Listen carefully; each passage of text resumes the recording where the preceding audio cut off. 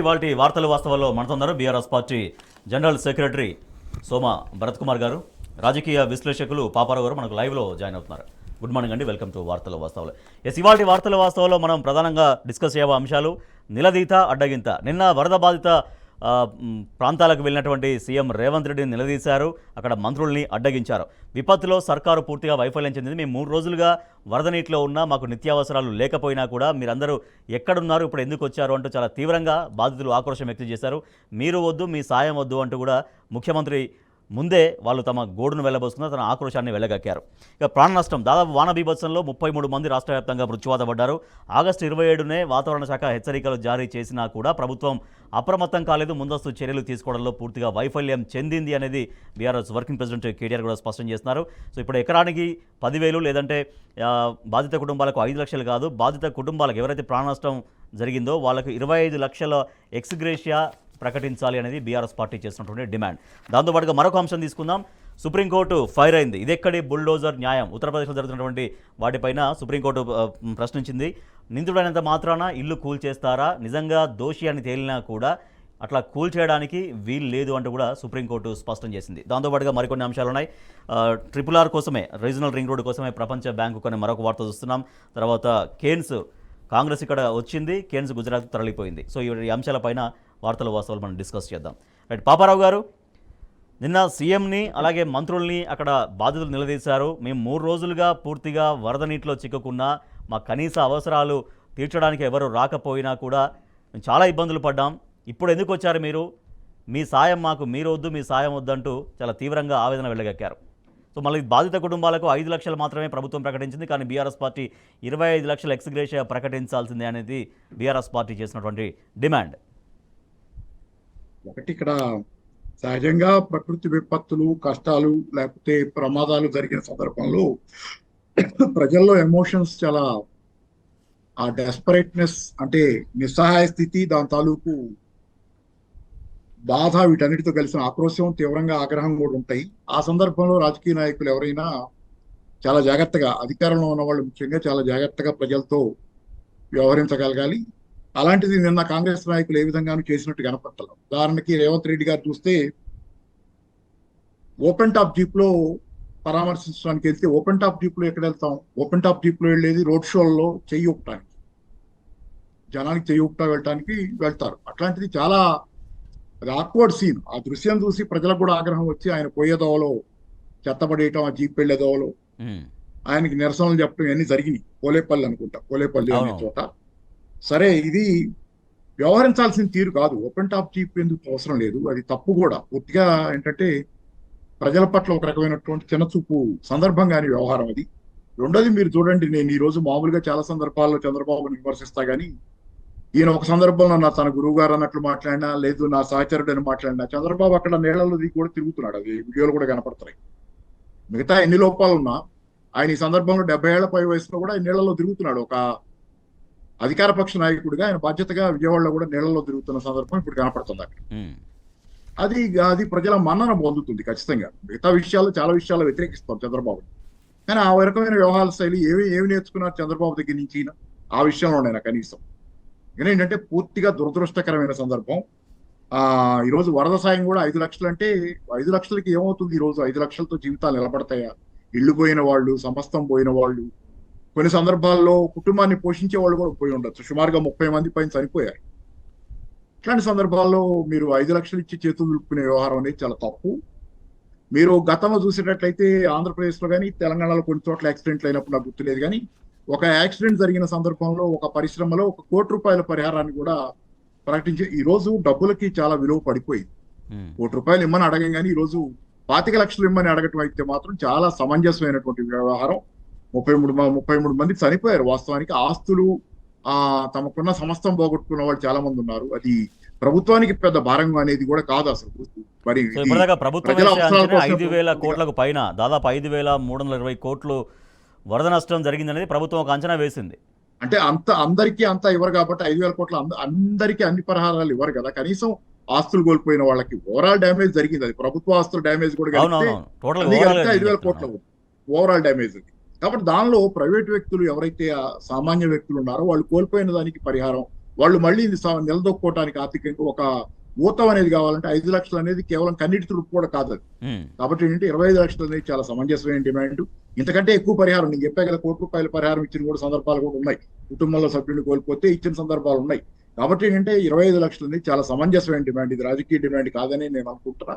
ఖచ్చితంగా అందుకని ఏంటంటే ఈ రోజు పరిహారం ఇవ్వాలి. అయినా ఈ అలసత్వం ఒకటి పక్కన మీకు మున్నేరుకు సంబంధించి కూడా చాలా వార్తలు వస్తున్నాయి.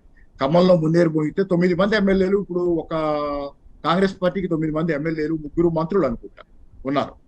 మరి ఇట్లాంటి సందర్భంలో ఖమ్మంలో అలా జరుగుతుంటే ఖమ్మంలో కూడా పూర్తిగా సహాయక చర్యల్లో విఫలం అవటం కానివ్వండి, రైట్, ఈ కొంచెం దురదృష్టకరం కూడా కాదు. అది ఒక నేరం, ఖచ్చితంగా నేరం. దురదృష్టకరం ఎప్పుడు అంటామంటే వాళ్ళ చేతుల్లో లేక అనుకోకుండా జరిగితే ఏదైనా దురదృష్టకరం అంటాం. ఈ రోజు ఈ నిర్లక్ష్యం, ఈ రకమైన సాయం చేయటంలో ముందు మీకు 27వ తారీఖే, ఇది ఆగస్టు 27వ తారీఖే మామూలు వాతావరణ శాఖ నుంచి హెచ్చరికలు వచ్చినాయి. 27వ తారీఖు నుంచి ఈ రోజు దాకా మీరు హెలికాప్టర్లు సమకూర్చుకోలేదు, డ్రోన్లో లేకపోతే ఏ అయితే అవసరాలు ఉంటాయో, వరదలు వచ్చిన సందర్భంలో ఎవరైనా నీళ్లలో చిక్కుపోతే, ఆహార ప్యాకెట్లు అందించాలంటే ఎక్కడైనా జనాలు చిక్కుపోతే దాని అంతటికీ హెలికాప్టర్ లాంటివి కావాలి, డ్రోన్ లాంటివి కావాలి. అవి కూడా మీరు సమకూర్చుకోకుండా నిత్యం రాజకీయాల్లో మునిగితే వెళ్తున్నటువంటి పరిస్థితి ఈ రోజు కాంగ్రెస్ పార్టీ చేస్తుంది. పాపారావు గారు, ఎస్. సో నిన్న ముఖ్యమంత్రి అక్కడికి వరద ప్రభావిత ప్రాంతాలకి వెళ్ళిన సమయంలో చాలా తీవ్రంగా ప్రశ్నించారు అక్కడ బాధితులు. దాదాపు 3 రోజులుగా మేము నిత్యావసరాలు లేక, అట్లీస్ట్ అసలు మాకు తినడానికి తిండి లేక, తాగడానికి నీళ్ళు లేక ఇంత ఇబ్బందులు పడుతుంటే 3 రోజులుగా మీరు ఎక్కడున్నారు, వాళ్ళు వచ్చి మీరు చేస్తున్నటువంటి సాయం మీరు వద్దు, మీ సాయం వద్దు అంటూ ముఖ్యమంత్రిని పట్టుకొని అక్కడ చాలామంది బాధితులు ఆక్రోశం వెళ్ళగక్కి నిలదీశారు. సో వాళ్ళు ఏమి అన్నారో, ఏం మాట్లాడారో, ముఖ్యమంత్రిని ఏ రకంగా నిలదీశారో మనం చూద్దాం.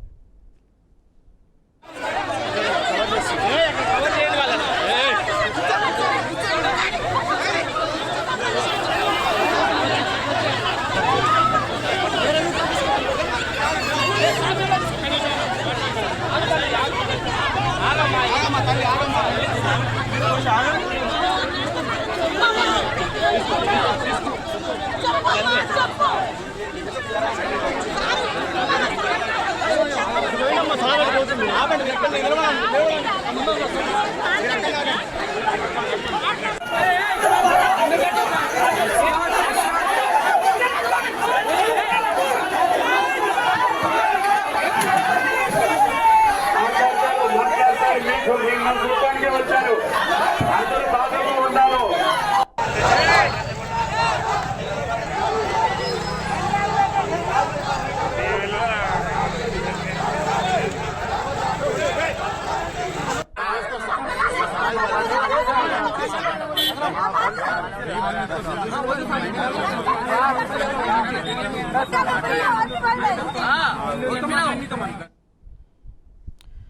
రైట్, స్వచ్ఛాగా వస్తే బాగుండేది కదా అంటూ వాళ్ళ ఆక్రోశాన్ని వెలగక్కుతున్నారు. సీఎం డౌన్ అంటూ నినాదాలు కూడా సీఎం ఎదుటే చేస్తున్నారు. సో అంత ఆక్రోశాన్ని ఎందుకు వెలగక్కాల్సి వచ్చింది వాళ్ళు? ఎందుకంటే 3 రోజుల నుంచి ఆ బురద నీటిలో ఉండి, ఆ వరద నీటిలో ఉండి వాళ్ళకు కనీస అవసరాలు కూడా తీర్చలేని ప్రభుత్వం ఎందుకు, నాయకులు ఎందుకు అనేది వాళ్ళ ఆక్రోశం.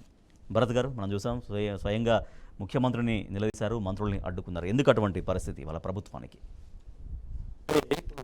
ప్రభుత్వం ఎలా ఉండాలో, ఇట్లాంటి సిచ్యువేషన్లో ఎలా ఉండాలనే ఏదైతే ఉన్నదో అలా లేదు.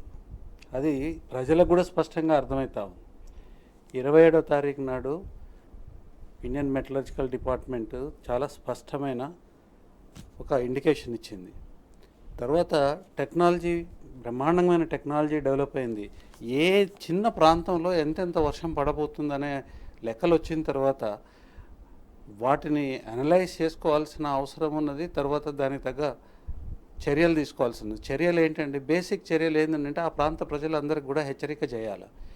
మీకు ఇక్కడ అకాలంగా చాలా పెద్ద ఎత్తున వర్షము, ఊహించని వర్షం పడుతూ ఉంది, మీరు జాగ్రత్తలు తీసుకోండి, మీ సామాన్లు ఏవైతే ఉన్నాయో వాటిని కాపాడుకోండి, తర్వాత ఎగువ ప్రాంతాలకు వెళ్ళండి, మీ వస్తువులను కాపాడుకోండి, ఆస్తులను కాపాడుకోండి, ఎగువ ప్రాంతాలకు వెళ్ళండి, ముఖ్యంగా ప్రాణాలను కాపాడుకోండి అనే ఒక హెచ్చరిక ప్రతి ప్రాంతంలో చేయాలి. చేస్తే ఏమవుతుంది అంటే నష్టము అనేది తగ్గుతుంది, కంట్రోల్లో ఉంటుంది. ఆ నష్టము 9-10 సంవత్సరాలు బీఆర్ఎస్ గవర్నమెంట్లో ప్రతిసారి జరిగింది, ఇదేం కొత్త ఏం కాదు. తర్వాత ఈ కలామిటీస్ కొత్త కాదు, ప్రభుత్వం చర్యలు తీసుకోవడం కొత్త కాదు. ఎంత నిర్లక్ష్యం కాకపోతే ఇది ఎందుకు జరుగుతుందండి? 27వ తారీఖు నాడు హెచ్చరికలు ఇచ్చిన తర్వాత వర్షం పడుతున్న సమయం కనీసం ఒక రోజు ఆ రోజు కాకపోతే నెక్స్ట్ డే అన్న యంత్రాంగాన్ని అప్రమత్తం చేయాలి కదా. మనం అప్రమత్తం ఎక్కడ చేసిన దాఖలాలు ఎక్కడ లేవు, దాని ఫలితాలు ఇవాళ కనిపిస్తూనే ఉన్నాయి. అంటే దీనికి కారణం ఎవరండి? చాలా నిర్లక్ష్యంగా, తర్వాత చాలా అంటే ఏదో ఉంది కదా సామెత, రోమ్ దగలబడిపోతుంటే ఏదో నీరో పిడేలు వాయించండి, ఆ చక్రవర్తి పిడేలు వాయించినట్టుగా వీరు ఇక్కడ కూర్చొని అరే ఒక రోజు మొత్తం ఇంట్లో నుంచి వెళ్ళకపోతే ఎట్లనండి అంత వర్షం ఉన్నప్పుడు? కనీసం సెక్రటేరియట్కి రావాలి కదా. సెక్రటేరియట్లో మొత్తం అంతా అధికారులను కూర్చోబెట్టుకొని మొత్తం అంతా ఏమవుతుందో సమీక్ష చేయాలి కదా. ఆ సమీక్ష చేసి సరైన నిర్ణయాలు తీసుకోవాలి, తర్వాత పురమాయించాలి. కేసీఆర్ గారు చేయలేదా? కేసీఆర్ గారు ఎలా చేశారండి? ఇన్నిసార్లు ఇప్పుడు 10 సంవత్సరాల్లో అనేక సార్లు వరదలు వచ్చినాయి. ఏ ఒక్కసారి కూడా ఒక చెరువు కట్ట దిగడం కానీ, తర్వాత కాలువలు కట్టలు దిగడం కానీ, ఆ నీళ్లు ఊళ్ళ మీదకి పోవడం, పొలాలను మేట వేయడం కానీ, తర్వాత జన నష్టం జరగడం కానీ ఇంత ఘోరంగా ఎప్పుడు జరగలేదు. వీలైనంత వరకు దాన్ని మినిమైజ్ చేయడం జరిగింది. 27వ తారీఖు నాడు ఎప్పుడైతే ఐఎండి ఇచ్చిందో, నువ్వు ఏం చేస్తున్నావు, నీ మెకానిజం ఏం చేస్తున్నావు, నీ మంత్రులు ఏం చేస్తున్నారు? ఇవాళ ఖచ్చితంగా ప్రజల కోపం ఎందుకు రాదండి? దుర్మార్గం కదా ఇది, దుర్మార్గం. ఇప్పుడు ఇంతకుముందు పాపారావు గారు చెప్తూ పక్క రాష్ట్రంలో చీఫ్ మినిస్టర్ గారు ఏం చేస్తున్నారు, మరి నేర్చుకోవాల్సిన అవసరం ఉన్నది. ఒక ప్రొక్లైన్ బకెట్లో ఆయన నిలబడి నీళ్లు వరదగా నీళ్లు ఉన్న దాంట్లోకి వెళ్ళి ప్రజలకి ముఖ్యమంత్రి పోయి ప్రతి చోట ప్రతి చేయడండి, కానీ ఒక భరోసా కల్పించాలి. నేనున్నా, ప్రభుత్వం మీ అంట ఉన్నది, ఒక భరోసాని, ఒక ధైర్యాన్ని కల్పించాలి. నువ్వు ముందు చేయకపోతే తర్వాత ప్రమాదం జరిగినా చేయకపోతే ఇది చాలా దుర్మార్గం అండి. అదే జిల్లాకు 3 మంత్రులు, మొత్తం ఎమ్మెల్యేలంతా వాళ్ళే, మంత్రులు వాళ్ళే, తర్వాత ఎంపీ కూడా వాళ్ళే. ఒక ఎమ్మెల్యే కూడా కలిసి దాన్ని ఆయన కొనుక్కున్నారు. ఇవన్నీ ఇది ఏమవుతుందంటే ప్రజల్ని పిచ్చోళ్ళు అనుకోవద్దు. ప్రజల్ని పిచ్చోళ్ళు అని అనుకున్నప్పుడు ఈ పర్యవసానాలు తప్పవు. ఏంటంటే అది రాజకీయ ర్యాలీ లాగా, పొలిటికల్ ర్యాలీ లాగా ఏమైనా రోడ్ షోనా? నువ్వు దిగేందుకు నడవో, ప్రజల దగ్గర ఎందుకు మాట్లాడవు? ఇంతకుముందు గతంలో వరదలు వచ్చినప్పుడు ప్రతి ఎమ్మెల్యే, ప్రతి ప్రజాప్రతినిధి రోడ్ల మీద ఉండేవాళ్ళు, ప్రజలకి ఎప్పుడు అందుబాటులో ఉండేవాళ్ళు. నేను ప్రత్యక్షంగా చూసినాను. కడెం రిజర్వాయర్ కూలిపోయే పరిస్థితి ఉన్నదని అన్నప్పుడు కేసీఆర్ గారు చేసిన మేనేజ్మెంట్ ఎట్లా ఉన్నది? ఒక్క వ్యక్తి కూడా లేకుండా మొత్తం ఎవాక్యుయేషన్ చేసిండ్రు. మీరు ఎగో ప్రాంతాల్లో ఉన్న ప్రజలకేమో అప్రమత్తంగా గమనం చేయాలి, తర్వాత 27 అంటే మీరు ఎందుకు ఎవాక్యుయేషన్ చేయలేదు? ఇది మొత్తం అంతా అడ్మినిస్ట్రేషన్ని మొత్తం ఒక తమాషా కింద తీసుకొని పూర్తి నిర్లక్ష్యం. దానివల్ల ఇప్పుడు 5,320 కోట్లు అనేది చాలా తక్కువ. వీళ్ళ అంచనా ఏదైతే ఉందో చాలా తక్కువ వేసినారు. దాదాపు ఒక 10,000 కోట్లు మినిమం ఇది అవుతుంది. మీరు హెలికాప్టర్లు తెప్పించారు, ముందుగా హెచ్చరిక చేయరు, ముందస్తు చర్యలు తీసుకోరు. ప్రజలు తిరగబడకపోతే ఏం చేస్తారండి? రైట్. ఖమ్మం జిల్లాకు 3 మంత్రులు ఉన్నారు. స్వయంగా మొత్తం అక్కడ ప్రభుత్వం మొత్తం అక్కడే ఉందనేది స్వయంగా గతంలో సీఎం రేవంత్ రెడ్డి మాట్లాడినటువంటి మాట. అక్కడ వ్యవసాయ శాఖ మంత్రి అక్కడి నుంచే ఉన్నారు, ఆర్థిక శాఖ మంత్రి అక్కడి నుంచే ఉన్నారు, అఫ్కోర్స్ ఉప ముఖ్యమంత్రి డిప్యూటీ సీఎం అక్కడి నుంచే ఉన్నారు, రెవెన్యూ శాఖ మంత్రి కూడా అక్కడి నుంచి ఉన్నారు. మొత్తం ప్రభుత్వం అంతా ఇక్కడనే ఉందనేది గతంలో రేవంత్ రెడ్డి మాట్లాడిన మాట. At the same time BRS ప్రభుత్వ హయాంలో ఎక్కడైనా దురదృష్టవశాత్తు ప్రాణనష్టం జరిగితే ఆ కుటుంబాలకు 25 లక్షలు ఇవ్వాలి అనేది అప్పుడు కాంగ్రెస్ పార్టీ నాయకులుగా వాళ్ళు డిమాండ్ చేశారు. తర్వాత ఎకరాకు 10,000 కాదు 30,000 సాయం చేయాలనేది గత కాంగ్రెస్ నాయకులు, ఇప్పుడు మంత్రులుగా ఉన్నటువంటి వాళ్ళు గతంలో మాట్లాడిన మాటలు. ఒకసారి చూద్దాం వాళ్ళు ఏమన్నారు అప్పుడు, అండ్ ముఖ్యమంత్రి కామెంట్స్ కూడా ఖమ్మం జిల్లాకు సంబంధించి.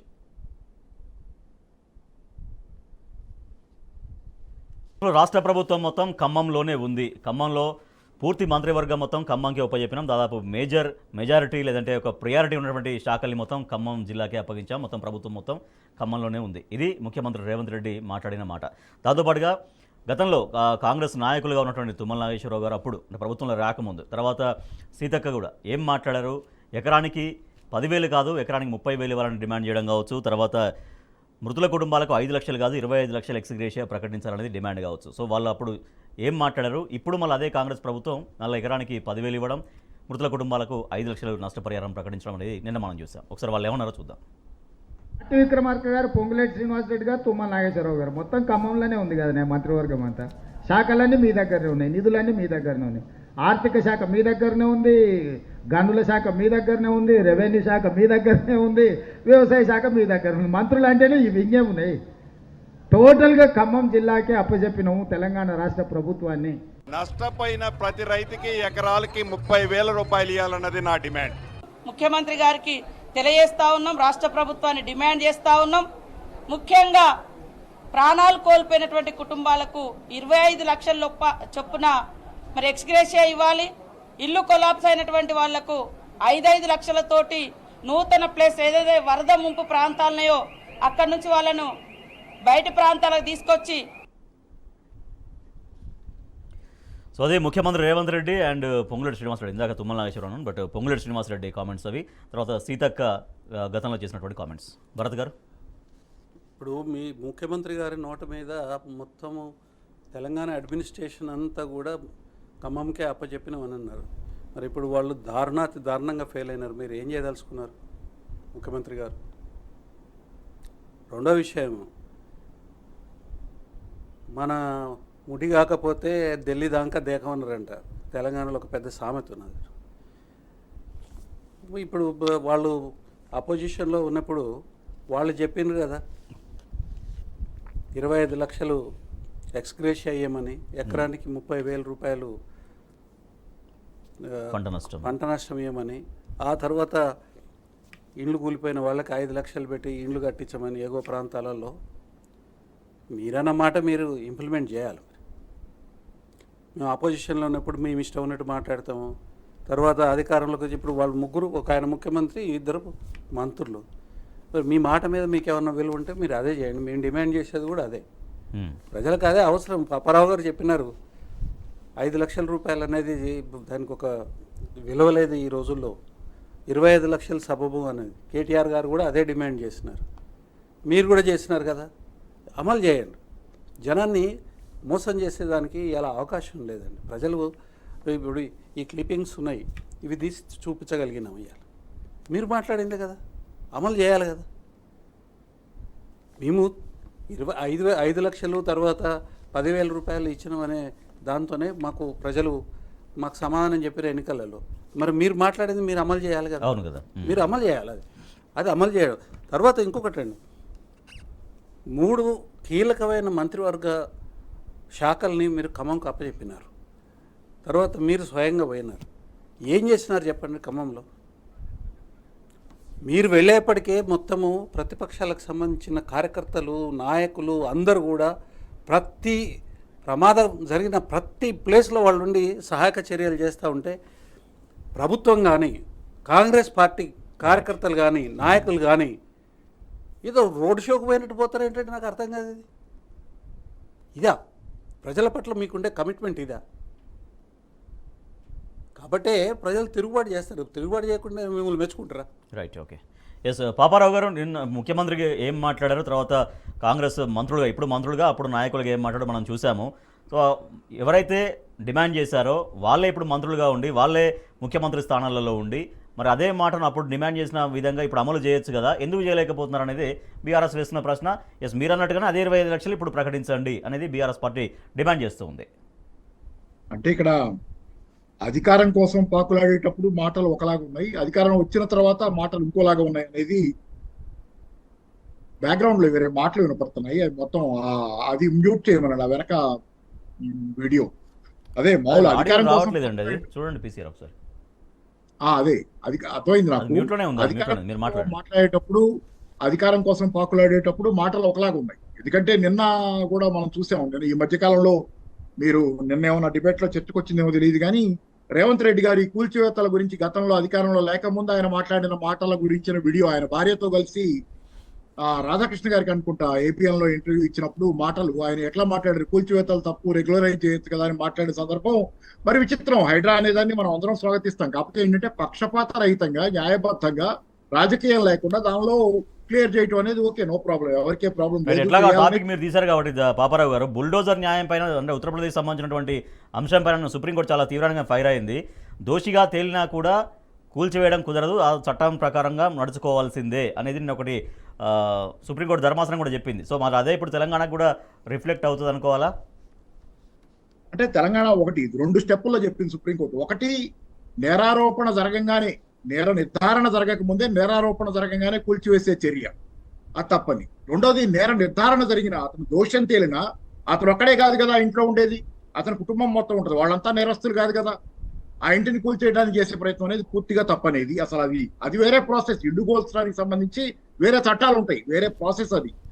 దాన్ని కూల్చాలంటే అది ఇరెగ్యులర్ గా కట్టారనో లేకపోతే ఇంకో క్రమంలోనో వేరే చట్టాల ప్రకారం కూల్చాలి తప్పితే దాన్ని అది రెగ్యులర్ గా పర్మిషన్ లేకుండా కట్టారో ఇంకోటి దాని ప్రకారం కూల్చాలి తప్పితే అతను నేరస్తుడు, అతను ఆ ఇంట్లో ఉన్నాడు కాబట్టి ఆ ఇంటిని కూల్చేస్తాం అనేది తప్పనేది అక్కడ సుప్రీంకోర్టు చెప్పేది. అట్లా అది ప్రధానంగా ఏంటంటే కూల్చివేతలకు సంబంధించి నేను ఇందా ప్రస్తావించినట్టు రాజకీయ నాయకుడిగా రేవంత్ రెడ్డి ప్రతిపక్ష నాయకుడిగా మాటలు ఒకలాగా, అధికార పక్ష నాయకుడిగా చేతలు ఒకలాగా, పూర్తిగా ప్రతి విషయంలోనూ మన ఎన్నో వీడియోలు వస్తున్నాయి. ఆయన మాట్లాడే పనులు గతంలో ఎలా మాట్లాడారు, ఈ రోజు ఎలా చేస్తున్నారు, అన్నిట్లో పరస్పర ఆపోజిట్. అంటే నాలిక ఇంకోటి ఏదో అంటారు కదా, మనం విమర్శించడం, అది నాలిక లేకపోతే 2 నాలికల, ఇట్లాంటి విమర్శలు వస్తాయి. అందుకని ఆ రకంగా ఏంటంటే చెప్పడానికి చేయడానికి సంబంధం లేకుండా, గతంలో మనం ఈ మాటలు మాట్లాడేవనే బిడియం కూడా లేకుండా ఇష్టానుసారం మాట్లాడుకుంటా ఏ రోజుకి ఆ రోజు పొద్దున్నే నిద్రలేస్తే ఫ్రెష్ అనమాట. మళ్ళీ ఆ రోజు బిగినింగ్ గత చరిత్ర మొత్తం డిలీట్ అయిపోద్ది, రీసెట్ అయిపోయి మళ్ళీ బిగిన్ చేయటమే. ఇట్లాంటి రాజకీయ నాయకులతో ప్రజలకు చాలా కష్టం అది. అందుకని ఏంటంటే ఒక నిబద్ధత, ఒక చిత్తశుద్ధి, ఒక ప్రిన్సిపల్, ఒక సూత్రబద్ధ వైఖరి ఉండాలి. గతంలో మనం మాట్లాడాలంటే దాని కంటిన్యూటీ ఉంటుంది. మనం ఎప్పుడైనా కొంచెం లోపల ఆత్మ ఉంటుంది, ఆ లోపల ఒక ఉంటాయి కదా కొన్ని. అప్పుడు మాట్లాడిన వాళ్ళు ఇప్పుడు మంత్రులుగా ఉన్నారు కాబట్టి మరి వాళ్ళు ప్రభుత్వానికి చెప్పి ముఖ్యమంత్రికి చెప్పి అదే 30,000 ఎకరానికి ఇప్పించవచ్చు కదా, ఒక ఎకరానికి, లేదంటే అదే 25 లక్షల మృతుల కుటుంబాలకు ఇప్పించవచ్చు కదా అనేది ఒక చర్చ. అంటే ఈ మధ్య రేవంత్ రెడ్డి గారి గురించి వాళ్ళ మంత్రి కాంగ్రెస్ లో ఒక ఆయన అన్నాడు, రేవంత్ రెడ్డి బ్రహ్మాండమైన మోడల్ అన్నట్లు, ఆయనలాగా అందరూ ఉండాలన్నట్లు చెబుతున్నారు. మరి అందరూ అట్లాగే ఉంటున్నారేమో. రేవంత్ రెడ్డి గారు రీసెట్ అవుతున్నారు కదా, రోజు పొద్దున్నే డిలీట్ చేసుకుని వస్తున్నారు కదా కొత్తగా మాట్లాడటానికి. అందుకనే పొంగులేటి శ్రీనివాసరెడ్డి మామూలుగా అయితే రెస్పెక్టబుల్ గానే ఉండే ఆయన కనపడతాడు. ఆయన పైకి కొంత మరి ఎన్నికల సమయంలో ఆయన మాట్లాడిన మాటలు కానీ నీతి నిబద్ధత కనపడేట్లు ఈ రోజు ఏమైంది, అప్పుడేమో 10,000 డిమాండ్ కి వచ్చి 30,000 అడిగారు, ఇప్పుడేమో వచ్చి 10,000 ఇస్తామని చెప్పి వాళ్ళే చెప్తే దాన్ని కూడా ఆయన సమర్థించుకుంటున్నాడు. అట్లాగే చాలా మంది ఏంటంటే నిన్న ఒక మాట, ఇవాళ ఒక మాట. ఆఖరికి బట్టి లాంటి వ్యక్తి కూడా, బట్టి ఆయన ఒరిజినల్ కాంగ్రెస్ వాది, ఆయన కూడా గతంలో మనం చూస్తే అసెంబ్లీ సాక్షిగానే నిరుద్యోగ వృత్తి గురించి ప్రియాంక గాంధీ చెప్పిన మాటను ఆయన చెప్పలేదని చెప్పి మాట్లాడింది. ఇవన్నీ ఏంటంటే చాలా దారుణంగా, అంటే వాళ్ళంతా ఒక రేవంత్ రెడ్డి గారు అంటే మనం అంటాం కదా, గేదె చేలో మేస్తే దూడ గట్టులు మేస్తుంది అని. రేవంత్ రెడ్డి గారు ముఖ్యమంత్రిగా ఆయన మోడల్ అది, ఆయన మోడల్ ప్రకారం మంత్రివర్గం మొత్తం పోతుంది, కాంగ్రెస్ అంతా పోతుంది. రైట్, ఓకే పాపరావు గారు. భరత్ గారు, నిజంగా చాలా ప్రాణ నష్టం జరిగింది, ఆస్తి నష్టం జరిగింది, అందరినీ ఆదుకోవాల్సిన బాధ్యత ప్రభుత్వం పైన ఉంది, అదొక అంశం. అయితే ఇప్పుడు నీటి నిర్వహణ కూడా ఇప్పుడు ప్రభుత్వం ముందు ఎంత సవాల్గా ఉంది, ఎందుకంటే విపరీతమైనటువంటి ప్రవాహం వస్తుంది ప్రాజెక్టులో కూడా, వాటిని సమర్థవంతంగా నిర్వహించడం కూడా ఒక ఎత్తు అనేది. నీటి నిర్వహణ ప్లాన్ చేసుకోవాలండి. మీకు ఇంతకుముందు చెప్పాను నేను, ఐఎండి ఎప్పుడైతే 27th రోజున ఇదంతా ఇచ్చినప్పుడు వాళ్ళు ఒక ప్లానింగ్ ఉండాలి. ఇప్పుడు ప్రాజెక్టులలో నిండుగా ఉన్నాయి నీళ్లు, ఆ నీళ్ళని మనం ముందు కొంత రిలీజ్ చేసుకోవాలి. ఫస్ట్ రిలీజ్ చేసుకుంటే ఏమవుతుంది అంటే వచ్చే వరద ఏదైతే ఉందో దాన్ని బ్యాలెన్స్ చేయగలుగుతాం. చెరువులకు దాదాపు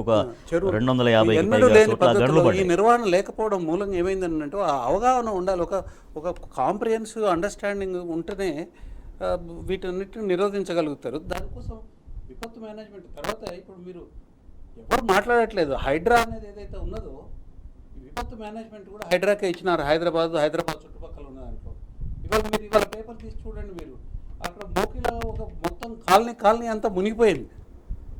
ఏం చేస్తుంది ఇప్పుడు, అదే హైడ్రా పరిధిలో ఉన్న ఏరియాలు ఇవన్నీ. ఈ హైడ్రా పరిధిలో ఉన్న ఏరియాలలో హైడ్రా ఏం చేస్తుంది, కూలగొట్టడమే కాదండి. నేను కూలగొట్టండి, మీరు పద్ధతి ప్రకారం కూలగొట్టండి, ఇల్లీగల్ కన్స్ట్రక్షన్స్ ఉంటే మీరు కూలగొట్టండి, దాంట్లో ఎవరికి అభ్యంతరం లేదు. కానీ దాంతోపాటు ఉన్న మిగతాయి కూడా ఉన్నాయి కదా, అదే స్పీడ్తోని ఈ సహాయక చర్యలు కూడా చేయాలి కదా. డిజాస్టర్ మేనేజ్మెంట్ మీ కింద ఉన్నప్పుడు మరి అది ఎందుకు మాట్లాడట్లేదు ఎవరు?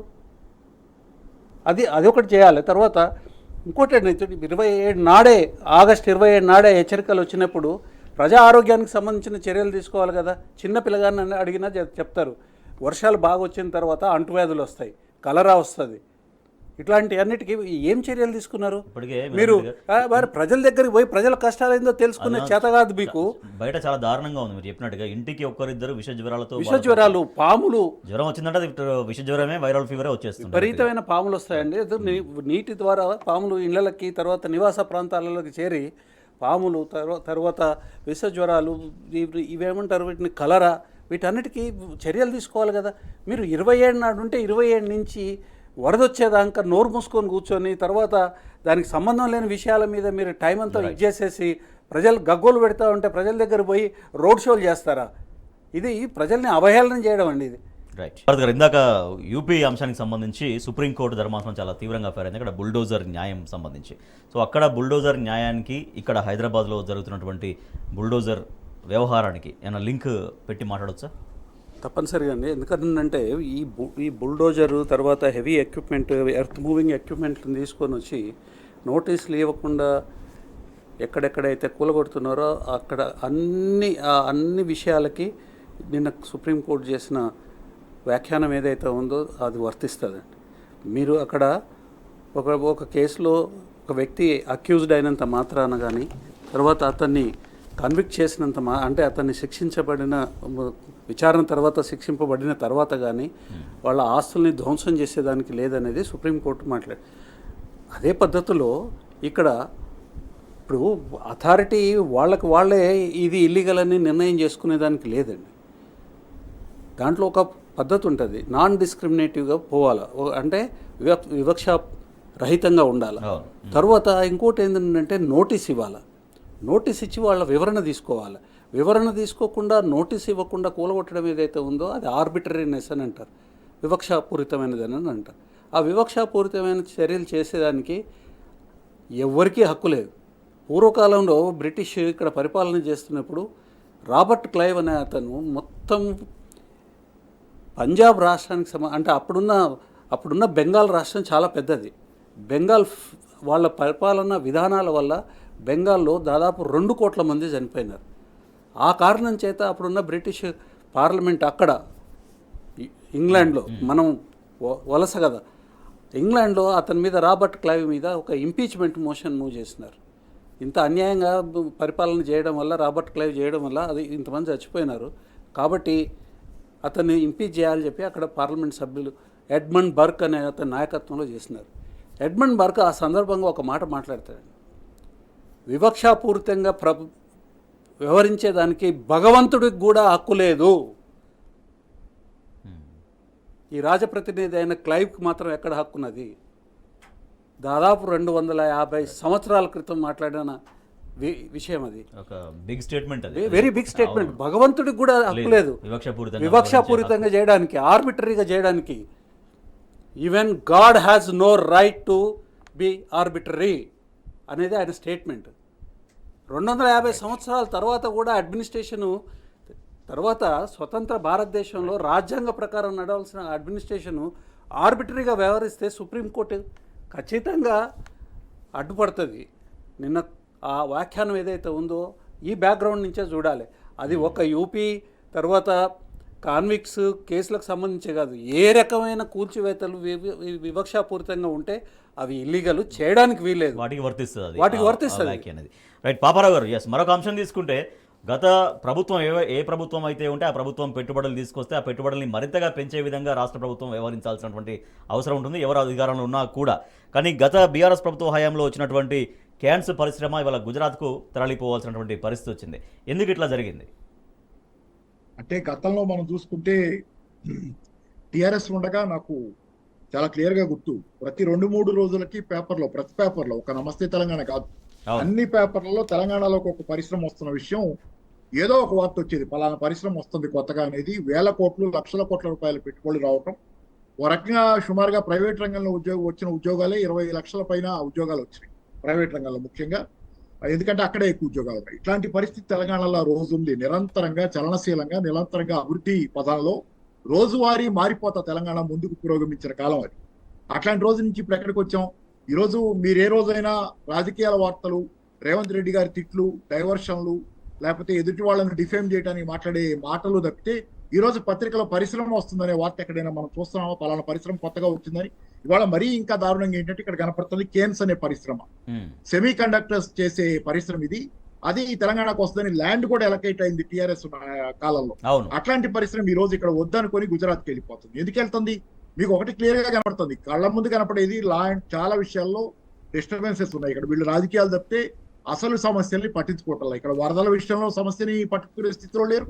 అలాగే పరిశ్రమలు రావడానికి కావాల్సినటువంటి వాతావరణం కల్పించే దానిలో కూడా వీళ్ళు లేరు. పూర్తిగా ఏంటంటే వీళ్ళు రాజకీయాల్లో మునిగి తేల్తారు, ఉండే వాళ్ళని ఎలా బదనాం చేసే కార్యక్రమం తమ తప్పుని తప్పించుకోవడానికి. మీకు ఇక్కడ ఇంకోటి ఏంటి, కళ్ళ ముందు స్పష్టంగా కనపడుతుంది, పొద్దాక కరెంటు పోతున్న పరిస్థితి తెలంగాణలో. చాలా చోట్ల ఈ రోజు కరెంటు సరిగ్గా ఉంటుందా? కరెంటు లేకుండా పరిశ్రమలు ఎలా వస్తాయండి? నిరంతర విద్యుత్ ఇచ్చినటువంటి ఘనత ఆ రోజు టీఆర్ఎస్ గవర్నమెంట్ ఉండగా హైదరాబాద్ నగరంలో కనురెప్ప పాటు కరెంటు పోని స్థితి కనపడింది చాలా కాలం. అవునవును. స్పష్టంగా ఈ రోజు మార్పు ఎంత ఉంది? పరిశ్రమ ఎలా వస్తుంది? హైదరాబాద్ లో పరిశ్రమలు నడవాలంటే అట్లాంటి పరిస్థితి ఉండాలి నిరంతరంగా. పైగా హైదరాబాద్ చుట్టూ మీకు ఒక మామూలు కరెంటు పోకుండా ఉండటం కోసం హైదరాబాద్ చుట్టూ ఒక దీన్ని డెవలప్ చేసేది, దాని పేరు గుర్తులేదు నాకు. ఆ రోజు ప్రభుత్వం ప్రయత్నం చేసింది హైదరాబాద్ చుట్టూ. అంటే ఎక్కడైనా కనుక పవర్ ఇంటరప్షన్ వస్తే వెంటనే దాన్ని మనం యూపీఎస్ ఉంటుంది కదా, అలా అంటే కంటిన్యూస్ గా పవర్ సప్లై ఉండటం కోసం ఏర్పాటు చేసే ప్రయత్నం ఆ రోజు గవర్నమెంట్ చేస్తూ వచ్చింది. కానీ ఈ రోజు పరిస్థితి పొద్దాక పవర్ పోతుంది. మళ్ళీ పాత కిరణ్ కుమార్ రెడ్డి గారి గవర్నమెంట్ ఎప్పుడైతే కాంగ్రెస్ గవర్నమెంట్ తెలంగాణ రాకముందు ఉందో ఆ రోజు లాగా పరిశ్రమలకి పవర్ హాలిడే ఇవ్వలేదు, కానీ అట్లాంటి పరిస్థితి ఏర్పడుతుంది. అలాంటి స్థితిలో పరిశ్రమలు ఎదుర్కొంటాయి మీకు. అది రెండోది, ఈ రోజు చూడండి ప్రపంచ బ్యాంకు, అది సందర్భం మీరు అడగపోయినా నేను చెప్తున్నా. ఉందా టాపిక్ చెప్పండి. అదే రీజనల్ రింగ్ రోడ్ కోసం ప్రపంచ బ్యాంకుకు రాష్ట్ర ప్రభుత్వం ఆశ్రయిస్తుంది అనేది. రీజనల్ రింగ్ రోడ్ కోసం ప్రపంచ బ్యాంక్ అప్పు పోతున్నారు. ప్రపంచ బ్యాంక్ అప్పు పోతే మీకు షరతులు వస్తాయి. షరతులు వస్తే షరతులు ఏమంటాయి?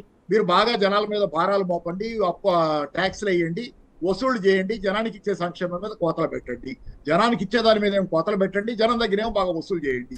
రేపు పొద్దున ఇదే ధోరణి. రేవంత్ రెడ్డి గారు అమెరికా పోయినప్పుడు ప్రపంచ బ్యాంకు అధ్యక్షుడితో ఆయనతో మాట్లాడారు, చాలా ఒప్పందాలు చేసుకుని వస్తున్నానని చెబుతున్నారు. ఈ రోజు వైద్య రంగంలో కూడా ఒప్పందాలు జరిగినాయి. వైద్యంలో యూజర్ ఛార్జీలు చంద్రబాబు ఉండగా కూడా ఇదే ప్రయత్నం జరిగింది కదా, యూజర్ ఛార్జీలు వసూలు చేసే ప్రయత్నం. జనాల గోల్డ్ ఒడగొట్టి ప్రభుత్వ వైద్యంలో కూడా జనాల గోల్డ్ ఒడగొట్టి డబ్బులు వసూలు చేస్తారు. ఈ రకంగా ప్రజలకు వైద్యాన్ని దూరం చేసేది, విద్యని దూరం చేసేది ప్రపంచ బ్యాంకు చాలా దేశాల్లో చేసిన పని ఇదే. ఈ రోజు నేను అనుకోవటం ఏంటంటే అసలు చంద్రబాబు గారి మాట రేవంత్ వింటున్నాడు అనేది కాదు, వీళ్ళిద్దరు కలిసి ప్రపంచ బ్యాంక్ పర్యవేక్షణలో ఉన్నారనే సందేహం కూడా వస్తుంది. నేను నిస్సందేహంగా ఈ రోజు ప్రజల మీద భారాలు మోపే పన్నులు పెంచే కార్యక్రమం కూడా చేయడానికి ఈ మధ్యకాలంలో డబ్బులు ఎలా ఆదాయం ఎలా పెంచాలంటున్నారు కదా, పెంచాలి ఎలా పెంచాలని చివరికి పన్నులు వేస్తారు. ఎందుకంటే అది ప్రపంచ బ్యాంక్ షరతుల్లో భాగం, వసూలు చేయాలి బాగా. దురదృష్టకరం ఇట్లాంటి ప్రభుత్వాలు. రాజశేఖర రెడ్డి గారు ఉండగా కూడా ప్రపంచ బ్యాంక్ గురించిన టాక్ లేదు. కేసీఆర్ గారు ఉండగా కూడా ప్రపంచ బ్యాంక్ గురించి ఇక్కడ ఎవరు మనం మాట్లాడుకోవాలి. కానీ అంతకుముందు చంద్రబాబు, ఇప్పుడు రేవంత్ రెడ్డి ఫాలో అప్ లో ప్రపంచ బ్యాంక్ ప్రస్తావన, ప్రపంచ బ్యాంక్ తాలూకు భారాలు ఇక్కడ రాబోతున్నాయి. రైట్, ఓకే పాపారావు గారు. భరత్ గారు, చివరిగా సో ప్రపంచ బ్యాంకు అనేక కండిషన్స్ పెట్టే అవకాశం, దాని ద్వారా ప్రజలపైన భారం పడే అవకాశం ఉందనేది ఒక అది RRR కోసం సంబంధించి. అండ్ ఇందాక మనం మాట్లాడినట్టుగా కేన్స్ పరిశ్రమ గుజరాత్కు తరలిపోవడం. ఇప్పుడు మీరు ఒక విషయాన్ని తీసుకోండి, మొత్తం తెలంగాణ రాష్ట్ర సమితి తర్వాత భారత రాష్ట్ర సమితి పరిపాలనలో ఒక్కసారి కూడా ఇంటర్నేషనల్ ఆర్గనైజేషన్స్ నుంచి డబ్బు తీసుకొని రాలేదు. ఎందుకనంటే బాగా లోపభూయిష్టమైన పద్ధతులు ఉంటాయి, తర్వాత ప్రజా వ్యతిరేకంగా ఉంటాయి, ప్రభుత్వాలని శాసించే పద్ధతిలో వాళ్ళ లోన్ కండిషన్స్ ఉంటాయి. కాబట్టి కేసీఆర్ గారు ఎన్నడూ కూడా ₹1 కూడా ప్రపంచ బ్యాంక్ నుంచి కానీ అట్లాంటి సంస్థల నుంచి కానీ తీసుకున్న పరిస్థితి లేదు. అందుకనే అన్ని కూడా నేషనల్ ఇన్స్టిట్యూషన్స్ నుంచే తీసుకున్నారు. రెండో విషయం ఏంటంటే నేషనల్ హైవేస్ అథారిటీ ఏదైతే ఉందో, NHAI ఏదైతే ఉందో, NHAI టేకప్ చేయాల్సిన ఈ ప్రాజెక్టుని రాష్ట్ర ప్రభుత్వం ఎందుకు తీసుకుంటుంది? NHAI మీద ఒత్తిడి పెట్టి తొందరగా చేయించాల్సిన కార్యక్రమం వదిలేసేసుకొని ఈ ప్రపంచ బ్యాంకు నుంచి అప్పెందుకు తీసుకోవాలి? వాళ్ళు పెట్టిన కండిషన్ల పేరు చెప్పి జనాన్ని అంచువేసే దానికోసమా? ఏమనంటే మీ ఉచితాలన్నీ మేము ప్రపంచ బ్యాంకు చెప్పింది కాబట్టి తీసిన. ఎంత అప్పు కావాలండి? ఎంత బడ్జెట్ కావాలి ఈ RRRకి? RRRకి కావాల్సిన బడ్జెట్ ఎంత అసలు వాస్తవానికి? రాష్ట్ర బడ్జెట్ ఎంత? ఈ రాష్ట్ర బడ్జెట్కి సంబంధం లేని చిన్న అమౌంట్ని అక్కడి నుంచి తీసుకొని వచ్చి వాళ్ళతో కండిషన్లు పెట్టించుకొని ఆ కండిషన్ల ముసుగులో మీరు ఇవాళ ప్రజల్ని దోపిడీ చేయడానికి, ప్రజల్ని హింస పెట్టేదానికి, ప్రజలకి అసౌకర్యానికి గురి చేసేదానికోసం వాళ్ళ స్వేచ్ఛని, రాజ్యాంగం ఇచ్చిన స్వేచ్ఛని హరించే పద్ధతిలో మీరు ఈ చర్యలు తీసుకోవడం ఏదైతే ఉందో, ఇది ప్రపంచ బ్యాంకుని ఇండియాలో ఇంట్రడ్యూస్ చేసిందే కాంగ్రెస్. తర్వాత ఇంకొకటి, రేవంత్ రెడ్డి గారు నేను మార్పు తీసుకొస్తా అని అంటే ఇప్పుడు మీరు చూడాల్సిన విషయం ఏంటంటే కేసీఆర్ గారి నాయకత్వంలో కేటీఆర్ గారు ఎప్పుడు దేశం దాటిపోతే ప్రతిరోజు వార్తే ఏంది ఇండస్ట్రీస్ని తీసుకొని రావడం. అంతేకాదు దేశంలో ఉన్న మంచి మంచి కంపెనీలు అన్నిటిని కూడా ఇక్కడ తీసుకొని వచ్చింది. ఈ మార్పు ఏందండి? వారేమో తీసుకొస్తారు, కేసీఆర్ తీసుకొచ్చిండు కాబట్టి రేవంత్ రెడ్డి మార్పు తీసుకొస్తారన్న మార్పు ఏంటంటే నేను పంపిస్తా. ఏందండి ఇది? తర్వాత అన్నిటికన్నా చాలా బాధపడాల్సిన విషయం ఏంటంటే pharma city, Hyderabad is the pharma capital of the world. అట్లాంటి దానికోసం ఒక కాంప్రిహెన్సివ్ ఇండస్ట్రియల్ ఎస్టేట్ ఫార్మా కోసం చేస్తే అంటే అది కూడా గ్రీన్ ఫీల్డ్ ఫార్మా, అది ఎట్టి పరిస్థితుల్లో ఇంత పొల్యూషన్ లేకుండా అట్లాంటి ఫార్మా సిటీని ఆర్గనైజ్ చేస్తుంటే దాన్ని 4th సిటీ కింద రియల్ ఎస్టేట్ కింద పంపించానంటే ఉద్యోగాలు ఎక్కడి నుంచి వస్తాయి? రేవంత్ రెడ్డి గారు, ఉద్యోగాలు ఎక్కడి నుంచి వస్తాయి? మీరు నిరుద్యోగుల్ని ఇంకా నిరుద్యోగాలను ఉంచాలి, ప్రైవేట్ సెక్టర్లో కూడా లేకుండా చేయాలనే కార్యక్రమం ఇది. అసలు ఏ ఆలోచన విధానం కాంగ్రెస్ పార్టీ యొక్క పరిపాలనకి? రియల్ ఎస్టేట్ దందా చేస్తారు, పైసలు జనం దగ్గర డబ్బు లేకపోతే రియల్ ఎస్టేట్లో డబ్బులు ఎట్టబెడతారు. తర్వాత 19,000 కోట్లు ఖర్చు పెట్టి ఆ ప్రాజెక్టుని తీసుకుని 19,000 ఎకరాలని సేకరించి ఆ ప్రాజెక్ట్ని దగ్గర 10 లక్షల ఉద్యోగాల కోసం డిజైన్ చేసింది. ఇప్పుడు అనేక వేల కోట్ల రూపాయలు అందులో ఆల్రెడీ కుమ్మరించిన ప్రభుత్వం. నాకు దాన్ని తీసుకుపోయి మీరు అంటే ఇప్పుడు కేన్స్ పరిశ్రమ పోతుంటే నిమ్మకు నీరెత్తినట్టు కూర్చున్నావు, తర్వాత ఫార్మాసిటీని ఖతం చేసే కార్యక్రమం పెట్టుకున్నావు, ప్రపంచ బ్యాంక్ నుంచి అప్పు తీసుకొని వస్తున్నావు. ఏం చేయదలుచుకున్నావు? ఇంతకన్నా ప్రజా వ్యతిరేకత దుర్మార్గం ఏమైనా ఉంటుందా? Right. Yes, thank you so much Soma Bharat Kumar గారు. Thank you so much Paparao గారు. ఇది వాటి వార్తలు వాస్తవాలు. చూస్తూనే ఉండండి టీ న్యూస్.